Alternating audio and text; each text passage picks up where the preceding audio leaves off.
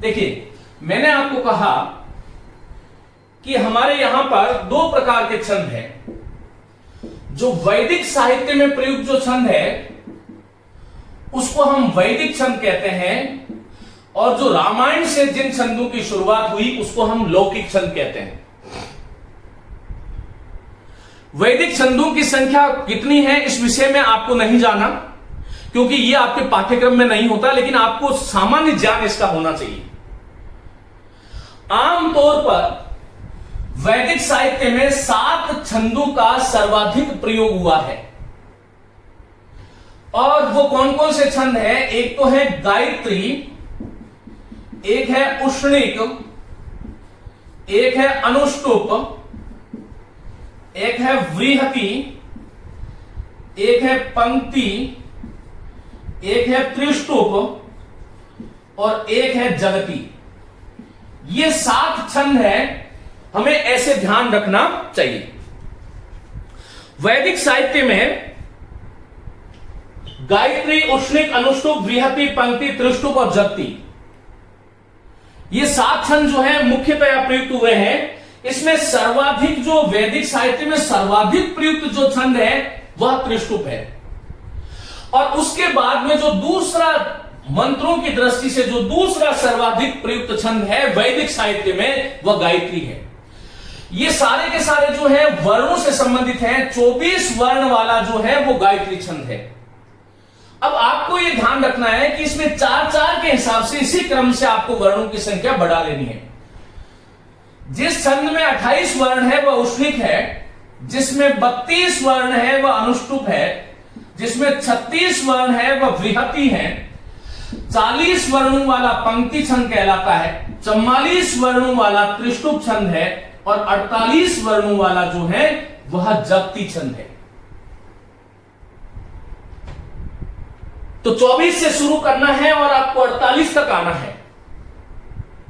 आपको याद करने का तरीका यह है कि पहले गायत्री, फिर उष्णिक, फिर अनुष्टुप, फिर व्रीहति, फिर पंक्ति, फिर त्रिष्टुप और फिर जगति। इसी क्रम से याद करते हुए ऊपर आपको यह ध्यान रखना है कि गायत्री जो छंद है उसमें 24 से शुरुआत होती है, और जगति तक पहुंचते पहुंचते प्रत्येक छंद में 4 वर्णों को बढ़ा दीजिए और ये 48 वर्ण हो जाएंगे। तो वैदिक छंदों के विषय में आपको इतना ही जानना है कि जो वेद मंत्रों में प्रयुक्त होने वाले जो छंद थे, उन छंदों में 7 छंद सर्वाधिक प्रयुक्त हुए हैं। उन 7 में भी त्रिष्टुप छंद सर्वाधिक प्रयुक्त है, फिर गायत्री है।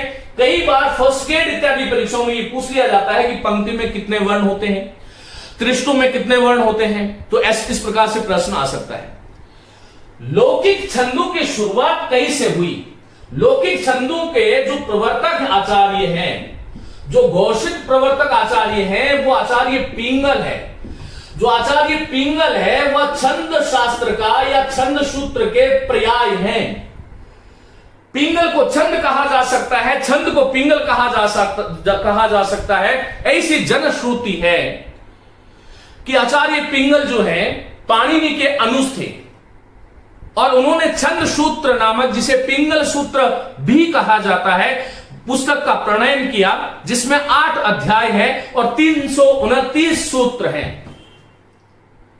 व्यवस्थित दृष्टि से यदि देखा जाए तो लौकिक छंदों का जो प्रणयन करता जो है वह आचार्य पिंगल है। उन्होंने छंदों के लक्षणों को निर्धारित किया और उसी के अनुरूप फिर आगे छंद शास्त्र पर जिस किसी भी आचार्य ने जो कार्य किया उसका जो उपजीव्य है, जो मूल है, वह जो है आचार्य पिंगल है। इसलिए आचार्य पिंगल को ही छंद शास्त्र के प्रवर्तक या प्रणेता माना जाता है। आपको एक बात ध्यान रखनी है, जब परीक्षाएं जो होती हैं उसमें विकल्पात्मक दृष्टि से जितने भी वैकल्पिक परीक्षाएं जो होती हैं उसके विकल्प बड़े महत्वपूर्ण होते हैं। यदि आपसे प्रश्न यह किया गया कि लौकिक छंद के या छंद शास्त्र के प्रवर्तक आचार्य कौन है, तो आचार्य पिंगल है। लेकिन यदि आपसे यह पूछ लिया गया कि छंद शास्त्र के आद्य प्रवर्तक कौन है, आद्य प्रवर्तक कौन है, आद्य का अर्थ होता है सबसे पहले प्रवर्तन। और भारतीय परंपरा यह मानती है कि हमारा जितना भी जो ज्ञान है उसकी आदि सृष्टि जो है वह कहां से हुई है, ब्रह्मा से हुई है। छंद शास्त्र का पहला जो ज्ञान है वो हमारी परंपरा पिंगल को तो प्रवर्तक मानती है व्यवस्थित दृष्टि से, लेकिन जब आद्य प्रवर्तक की बात आ जाए तो फिर पिंगल नहीं होकर के आपको ब्रह्मा करना चाहिए। ऐसा माना जाता है कि ब्रह्मा ने सबसे पहले छंद का ज्ञान प्राप्त किया, फिर उन्होंने चेवन या दुष्चेवन को दिया। चेवन या दुष्चेवन जो है उनको ये जो ज्ञान था उसको उन्होंने दिया।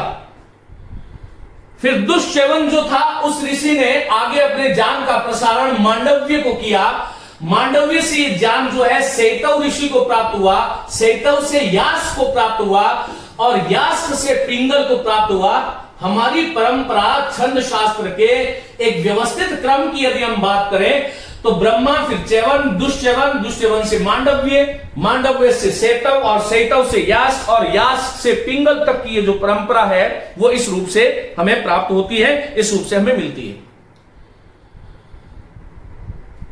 इस प्रकार जो लौकिक छंद है उसके प्रवर्तक कौन है? आचार्य पिंगल है।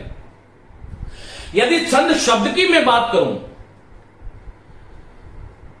कि छंद शब्द का पहला प्रयोग कहां हुआ है, तो यह भी आपको जानना चाहिए। छंद शब्द का पहला जो प्रयोग है वो ऋग्वेद के दशम मंडल के 90वें सूक्त है। 90वां सूक्त जिसे हम पुरुष सूक्त कहते हैं, और उस पुरुष सूक्त का जो 9वां मंत्र है उस 9वें मंत्र में छंद शब्द का पहला प्रयोग भारतीयों को मिलता है। यह बात ध्यान रखना है। ऋग्वेद का दशम मंडल का 90वां सूक्त जिसे पुरुष सूक्त कहते हैं और उसमें छंद शब्द का पहला प्रयोग 9वें मंत्र, 9वां जो मंत्र है पुरुष सूक्त का, उसमें छंद शब्द का प्रयोग हुआ है। और ब्रह्मा से शुरू हुई परंपरा कहां तक पहुंची? पिंगल। और लौकिक दृष्टि से जो छंदों के लक्षण, जो गण, जो मात्रा, जो यति, गति, तुक, लय इत्यादि का जो निर्धारण हम करते हैं उसकी आधार भूमि जो है हमें सबसे पहले आचार्य पिंगल ने उपलब्ध कराई। मित्रों, आपको एक बात ध्यान रखनी है। यदि मैं आपको पूछूं कि लौकिक संस्कृत की उत्पत्ति कैसे हुई, लौकिक संस्कृत हम कहता किसे हैं आखिर, तो आपको ध्यान रखना चाहिए हमारे इस लौकिक संस्कृत के कुछ प्रश्न हैं जो बहुत जरूरी है।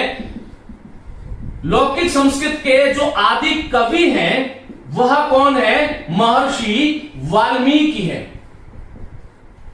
अर्थात लौकिक संस्कृत की जो धारा जो प्रवाहित जहां से होती है उसका जो प्रस्थान बिंदु है वो महर्षि वाल्मीकि है। और लौकिक संस्कृत का जो आदि महाकाव्य है, जो आदि महाकाव्य है वह रामायण है। और लौकिक संस्कृत का जो आदि छंद है, पहला छंद है वह अनुष्टुप है, अनुष्टुप है। और पहला जो रस है वह करुण रस है। इसीलिए कहा जाता है वियोगी होगा पहला कवि, करुणा से उपजा, आहा से उपजा होगा गान। अब ये इसकी कथानक क्या है? मित्रों, ऐसा माना जाता है कि एक बार रत्नाकर, जिनका महर्षि वाल्मीकि का आरंभिक नाम रत्नाकर था, ये रत्नाकर तमसा नदी के किनारे पर जलार्थ जल लेने के लिए जाते हैं।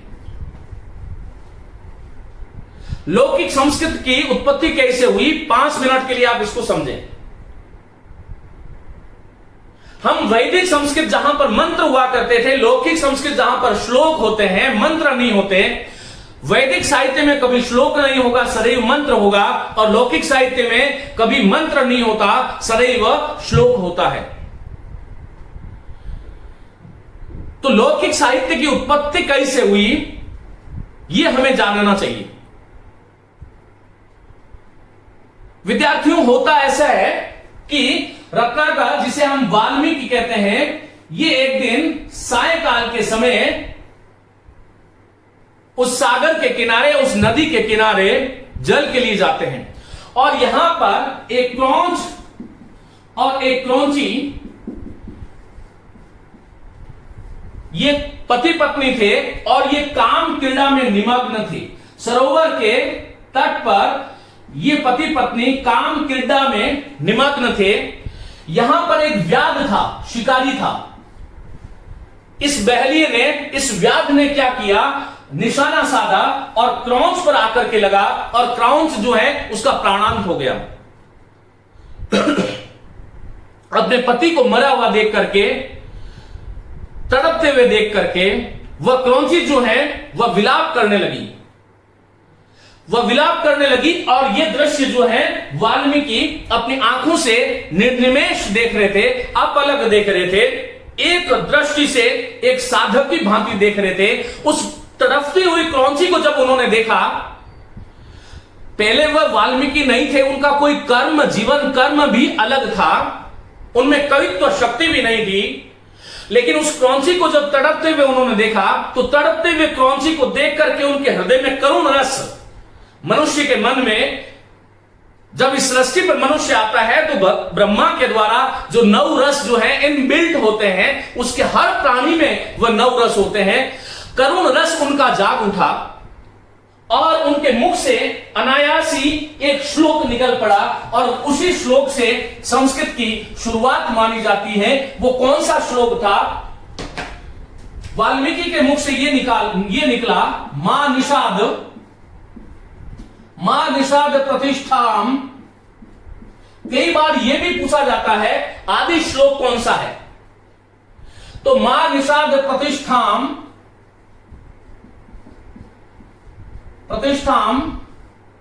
त्वमगम समा, मां निषाद प्रतिष्ठाम त्वमगम शाश्वती समा,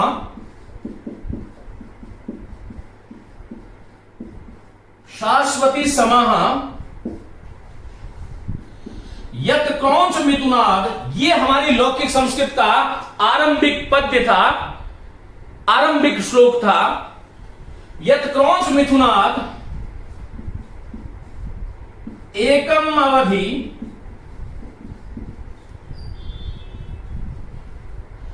काम मोहितम। संस्कृत में यह पहला श्लोक है लौकिक संस्कृत का, जो महर्षि वाल्मीकि के मुख से निकला। महर्षि वाल्मीकि उस वक्त वाल्मीकि नहीं थे, लेकिन उन्होंने इस क्रौंच और क्रौंची को जब तड़पते हुए देखा, अपनी पति की मृत्यु पर विलाप करते हुए देखा, उनके हृदय में जो करुण रस था, उस करुण रस का जो सागर जो था वो शोक के रूप में उमड़ पड़ा और उन्होंने उस व्याध को, उस शिकारी को, उस बहलिए को निशाना करते हुए उनके मुख से अचानक कुछ अनायास कुछ जो है शब्द निकल पड़े और जिन्होंने अनुष्टुप छंद का रूप ले लिया। और वो क्या शब्द थे जहां से हमें लौकिक संस्कृत की शुरुआत होती है, वो ये थे, मानिषाद प्रतिष्ठां त्वमगम शाश्वती समः यत् क्रौंच मिथुनाद एकम अवधि काम मोहितम। उन्होंने कहा मानिषाद प्रतिष्ठां त्वमगमः शाश्वती समा यत् क्रौंच मिथुनाद एकम वधि काम मोहितम। मां निषाद, हे शिकारी, हे बहलिया, हे व्याध, त्वम अगमः प्रतिष्ठां, त्वम अगमः शाश्वती समा प्रतिष्ठां। तू कभी भी प्रतिष्ठा को, प्रतिष्ठा अर्थात प्रतिष्ठा को, त्वम अर्थात तुम, अगमः नहीं प्राप्त होगे, शाश्वती समाह, भारत की भूमि पर शाश्वत अनंत काल तक तुम कभी भी प्रतिष्ठा को प्राप्त नहीं होगे, तुम्हें कभी भी प्रतिष्ठा नहीं मिल सकती, क्योंकि यत क्रौंच मिथुनाद एकम अवधि। यत क्योंकि क्रौंच मिथुनाद, जो क्रौंच और क्रौंची का जो जोड़ा जो था, युगल जो था, वह काम क्रीड़ा में निमग्न था और उस काम क्रीड़ा में निमग्न उस क्रौंच और क्रौंची में से तूने एकम वधि, उसका तुमने वध कर दिया, काम से मोहित जो था। इसलिए हे शिकारी, तू कभी प्रतिष्ठा को प्राप्त नहीं होना, मैं तुझे शाप देता हूं। और यहीं से जो है कहते हैं कि ऊपर से आकाशवाणी हुई, भो मुने लिख रामायणम। पहली बार मुनि शब्द का संबोधन किया गया, और हे मुनि लिख रामायण, और इसी प्रेरणा से आगे जाकर के महर्षि वाल्मीकि ने रामायण लिखी, ऐसा हमारे यहां पर श्रुति है, ऐसा हम हमारी परंपराओं में सुनते हैं।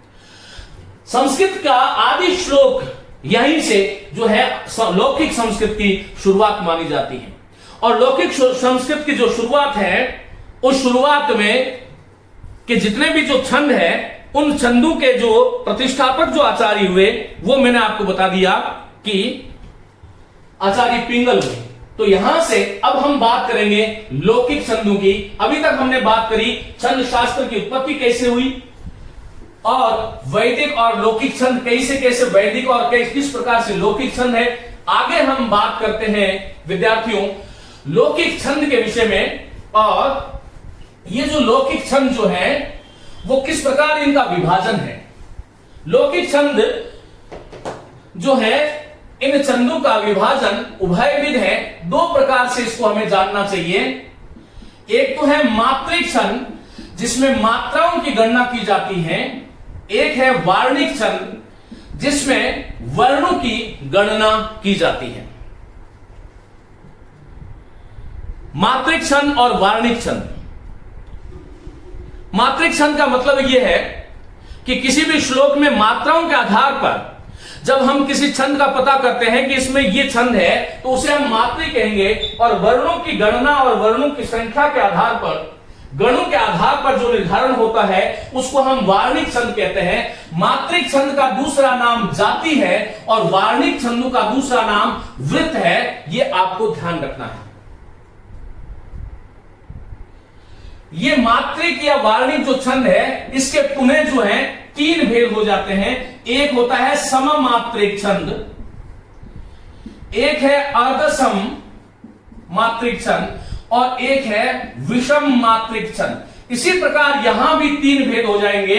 एक तो है समवार्णिक छंद, एक जो है अर्धसम है, और एक जो है विषम है। यह ध्यान रखना।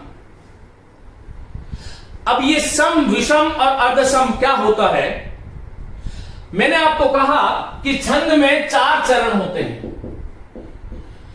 यदि चारों चरणों में मात्राओं की संख्या समान हो या वर्णों की संख्या समान हो, तो उसे सममात्रिक या फिर समवार्णिक छंद कहते हैं।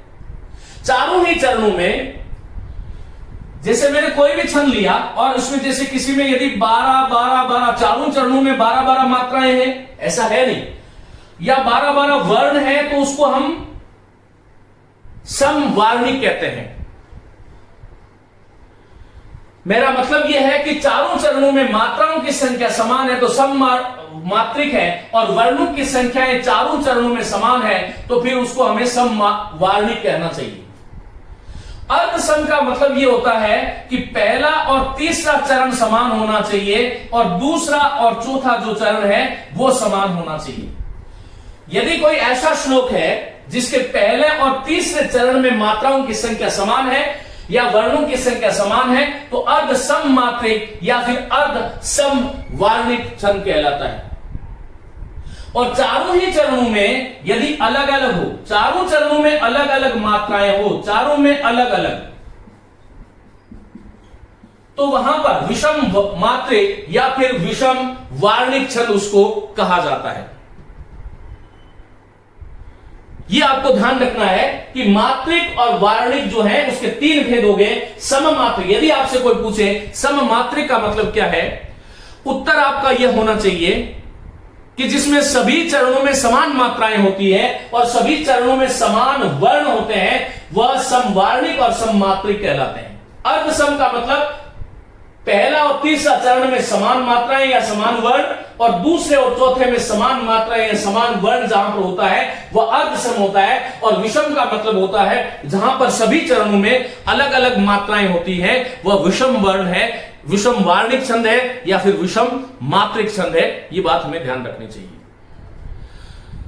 अब ये मात्राओं का और वर्णों का, इन मात्राओं और वर्णों की गणना हम कैसे करते हैं, इसके बारे में हम आगे बात करते हैं।